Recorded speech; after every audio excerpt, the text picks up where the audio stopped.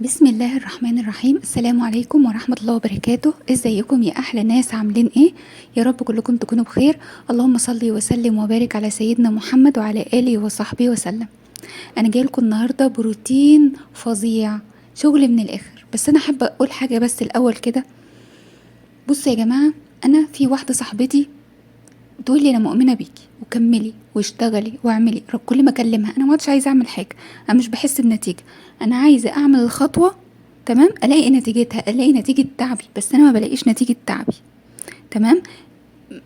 من وجهه نظري انا بتعب، من وجهه نظري انا بحاول.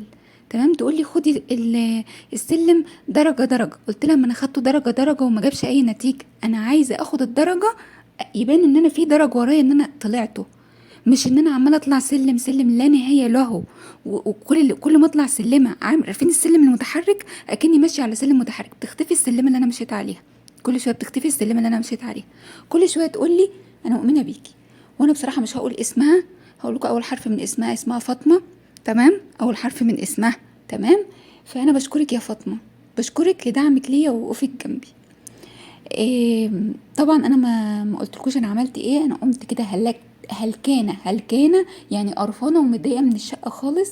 وجوزي اصلا قال لي شقتك بقت لها ريحه، يعني يرضيكوا جوزي يقول لي شقتك بقى لها ريحه؟ المهم اتكسفت على دمي واتحرجت، وقمت رايحه بقى ايه منضفه اوضتي ونكتها كويس جدا، ورحت مغيره لها ملايه السرير وحاطه لها المفرش ده اصلا مش بتاع سرير، ده بتاع سرير ابني.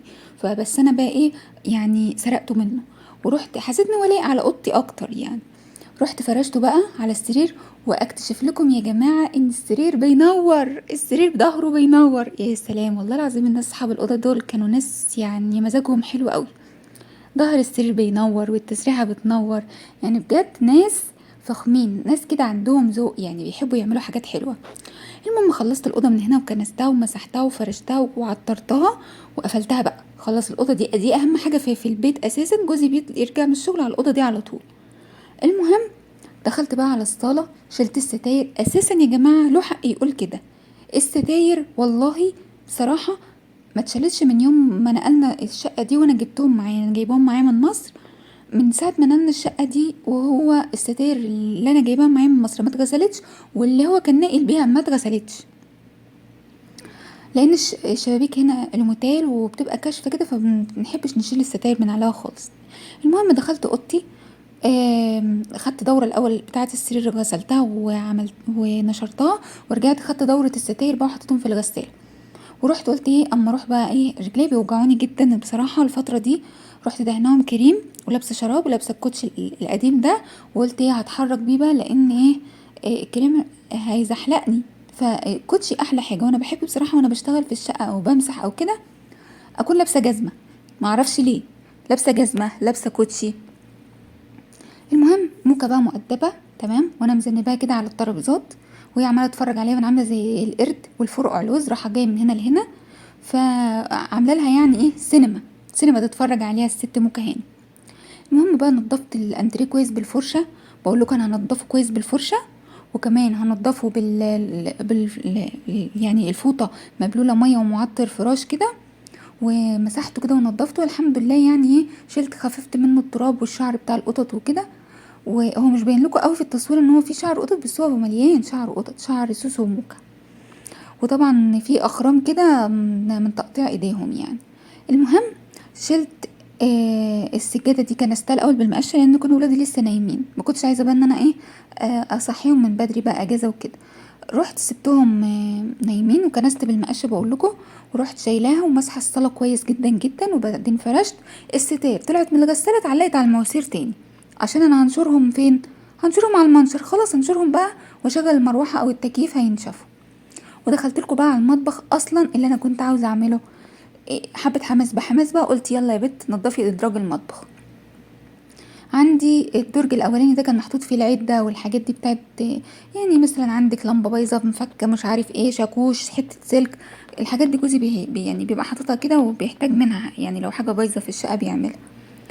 او لو جاب عامل ولا حاجه بدل ما يشتري، يبقى عندنا حاجات كتير لما بيجي ينقل شقه بيبقى اللوند محروقه، الكباس بايظه، مفيش فيش للغساله، مفيش فيش للمروحه، حاجات من دي، فبيجيب ويصلح. مش بتاخدي الشقة يعني فول اوبشن، لا طبعا تبقى شقق مسكونة ومكان ناس ومأهملين فيها ومسلمينها بايظة يعني. المهم نضفت بقى، وبدل الضلفة دي عملتها ضلفة المنظفات. لقيت المنظفات اللي كانت عند جوزي كلها لميتها كلها فيها، وحطيت تحت الحوض العدة والطبق اللي فيه الصابون والسفنج بتاع المواعين والحاجات دي، صابون ابو ريحة وكده. وبعد كده مسكت الدولاب بقى كلها، شلت منها الحاجات اللي بايظه او الحاجات اللي مركونه ملهاش اي لازمه، ما عدا الترامس طبعا ما شلتهمش، بس انا مستنيه ان انا ارميهم لان هما ما بيحفظوش الحاجه سخنه اساسا ولو لدقيقه. بس خايفه من جوزي يعني، وعندي يجي 3 خلاطات بايظين، خايفه من جوزي، خايفه ان انا ارميهم. لما يجي كده انا اقول له بص بقى الحاجات دي مش شغاله، ارميها ولا تعمل فيها ايه؟ حطها يعني نبقى الناس تيجي تزورنا نفرجهم عليهم ولا ايه؟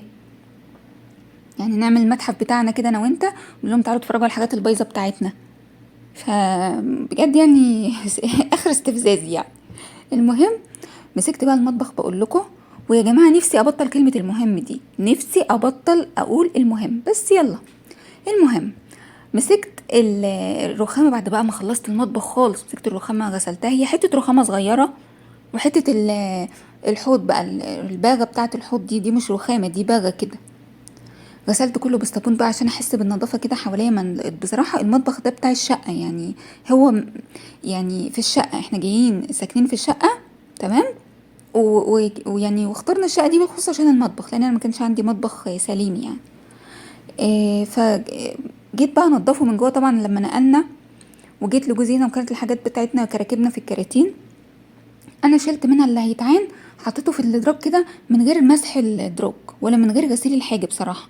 لكن بقى جيت دلوقتي لقيت المطبخ اصلا من جوه كان فيه ميه وحشه ومش نظيفه في الزوايا اللي جوه الخزن الصغيره اللي جوه دي، مقشر من جوه يعني، في دراج واقعه كده. فالمهم قعدت انا احاول ان انا انضف فيه كويس وارتبه. شايفين بقى اول ضلفه فيها المنظفات، تاني ضلفه فيها الصينيه والقطاع، الصواني والقطاعه والسفنج بتاع المواعين والصابون، وهنا الصواني بتاعتي، وهنا البلاستيكات، ودي اللي فيها المعالق، وده درج الشاي او المشروبات، وده درج البولات الصغيره، وده طبعا انتوا عارفين ما بيترتبش، المسكه بقى والمقشره وكده. ودولت الحلل بتاعتي اللي عندي، ودي حله الضغط والتسطين الكبار بتوع الآلية، ودي الضلفه اللي بقى بجيب فيها بحاجات ابو 5 ريال بقى، مج لا بولة شوربه، لا مج قهوه، وهنا كوبايه العصير بتاعت رمضان، لما بنيجي في رمضان، اذا جينا في رمضان اصلا لان رمضان بيبقى فيه دراسه. وهنا المعالق بتاعه الاكل، ودي الاطباق بتاعه الاكل اهي. الضلفه دي اللي مليانه حاجات بايظه، خلاطات بايظه، الاحمر ده بايظ والبامبو بايظ والابيض ده هو اللي شغال. وهنا الضلفه دي بتاعه الخزين، بس ما عنديش خزين تاني غير اللي في الضلفه دي. ودي ضلفه البهارات والرز والسكر. وهنا التربو كده. المطبخ بتاعي الحمد لله كله بقى نضيف. انا طبعا في اليوم ده هعمل اكله سريعه كده. والصينيه دي يا جماعه فيها قمح، كنت شاريه قمح عشان اعمل بليله، وبصراحه القمح وحش خالص و... ولازم يتنقى، فكل شويه انقي فيه شويه لما عينيا وجعتني. قلت بقى اخد استراحه محارب كده واصلي العصر، اصلي الظهر وبعد كده اصلي العصر. يعني كان فاضل على العصر ما فيش حاجه بسيطه يعني، طب ما الحق اصلي الظهر قبل ما العصر يأذن عشان اصلي العصر اول ما يأذن على طول. رحت بقى على بال ما العصر يأذن كده، رحت اخدت بقى شويه رز على شويه عدس كده، طبعا الرز نضيف الحمد لله والعدس كمان نضيف. وقلت هغسلهم وهعمل شويه كشري مع شويه البيض المسلوق اللي على البوتاجاز دولا، وهعمل بطاطس مسلوقه ومحمره في القلايه الهوائيه وسلطه خضراء وبس كده. والحمد لله كان الاكل جميل جدا، بس انا ما صورتوش لاني بصراحه ما لحقتش، وجوزي كان جاي مستعجل يعني من شغله وجعان وكده، فقلت بقى يلا يا بنت اغرفي ونقعد نتغدى بقى ونخلص. بعد الغدا بقى رحت عملت لي كله نام تاني. تعرفوش فيا يا جماعه انا ما باخدش القسط الكافي من النوم زيهم كده، كله نام وانا قاعده زي قرد قطع. المهم مسكت خدت معلقتين بن، وكمان كوبايه الميه بملاها ميه علشان تبقى على قد الكوبايه بالظبط. شوفوا بمسح ازاي عشان احافظ على تعبي، اي حته يقع فيها شويه ميه اروح مسحها عشان احافظ على تعبي يا جماعه. والبوتاجاز بتاعي نضيف وزي شايفين زي الفل ازاي. الظهر بتاعه ده يا جماعه ده ورق ستيكر انا لازقه عليه عشان الازاز بتاعه مش نضيف، والازاز بتاعه اساسا مبقع كده ومش راضي ينضف، فانا حطيت الورقه دي عشان يبقى شكله حلو قدام عينيا كده. اهو صبيت القهوه، وهقعد بقى اشرب القهوه بتاعتي في روقان كده. كان نفسي فيها جدا، واكتب بقى الحاجات اللي انا عملتها. وكمان اقشر البطاطس.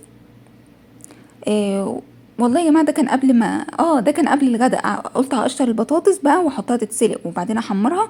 ولعت شمعة دي عشان تمتص ريحه الاكل كده، ما تخرجش بقى في الصاله اللي انا منضفاها بقى، والطرقه والاوضه بتاعتي وكده، لان هم قريبين لبعض.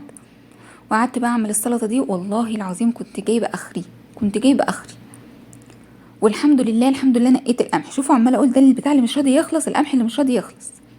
هنا بقى بعد الغدا هنا انا كنت رايحه اعمل لي كوبايه نسكافيه اشربها، واقعد بقى اجمع لكم الفيديو علشان اسجل لكم عليه. وسجلت لكم عليه تاني يوم، ما عرفتش اسجل عليه خالص في نفس اليوم. يا رب يكون الفيديو عجبكم، ما تنسوش بقى اللايك، وباي باي.